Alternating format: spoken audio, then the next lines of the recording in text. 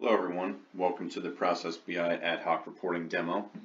What I'd like to show you today is how easy it is to create your own custom visualizations within the newest version of Process BI. What I will do is quickly show you our final product of what we are going to create, and then from here we will begin.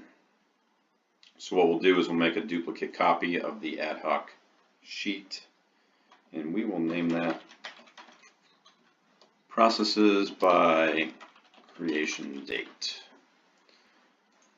So what we'll do is we'll go to Edit, we'll remove this text box, we will drag out a bar chart, and then we'll go to Master Items. Master Items are a collection of drag and drop items that you can actually use in your own visualizations. And Process BI comes with these master items already created for you to use. And what we'll do is we'll get our form creation year, month, date. And what that field is it's actually a drill down field that you can see is signified by the icon on the left. And what we'll do is we'll grab Open Processes, and you can see that this bar chart is sorting in descending order on the number of processes. What we'll do, we'll change the presentation to horizontal. Then we'll put some value labels on the bars. And then let's change the sort. So sort by year and month, but I think we want to sort them in descending order. Okay, so what I'm going to do is make a copy of that and then paste that in. You can use your keyboard shortcuts to do that. And I'll go back to charts. I will take a table and drag that out. You'll almost always want to convert. If you replace the table, it will replace it with nothing. But if we convert, we can use the defined data set that we have right now. And you can see that I've got my form year month still and my number of open processes, but I want that to be a little more meaningful. And here I'm going to go back to my master items, go to dimensions, and then I'm going to grab my form name. I'm going to drag that in, I'm going to add it. If I replace it, I'm going to replace that field, but I want to add it. And our data today is masked, so it doesn't reveal any personal information. So I'm going to drag the form name into that column. And the form name and the count is going to be a one-to-one relationship based on the masking. So noticing that, I think I'm going to change this to a pivot table so it will summarize on the form year month. So it's summarizing it, but it's expanded. So I'm going to go to the presentation and I'm going to uncheck fully expanded. And that way it actually rolls it up to the form year month. So now we can scroll through and look at our totals.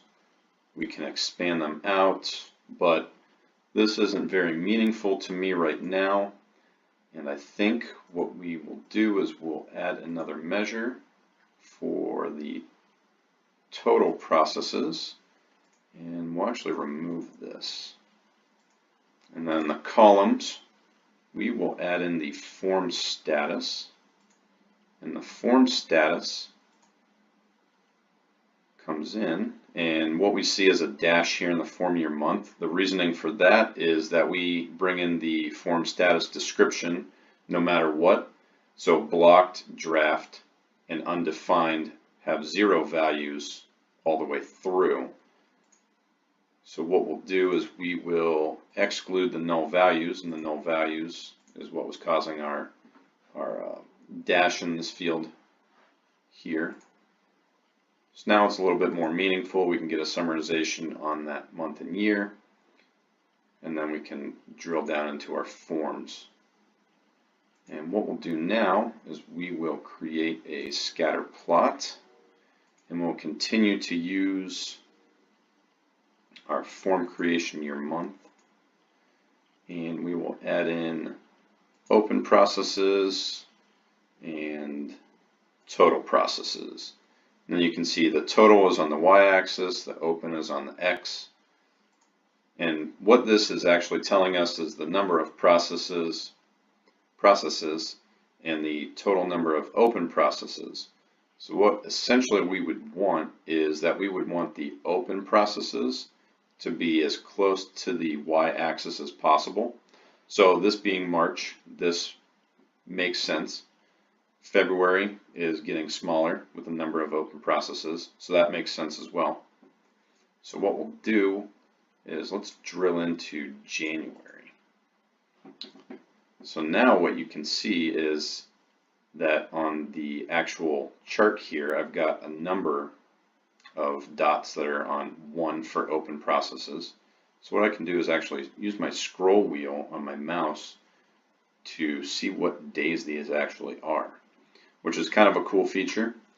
And then you can go back by hitting that home button.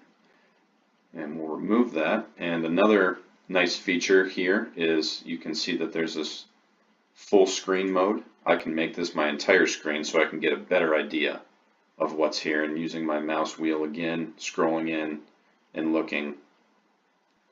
You may want to actually filter on this a little bit before you would drill into that, because it is not meaningful, but it gives you a good visual representation of what your open to total processes look like.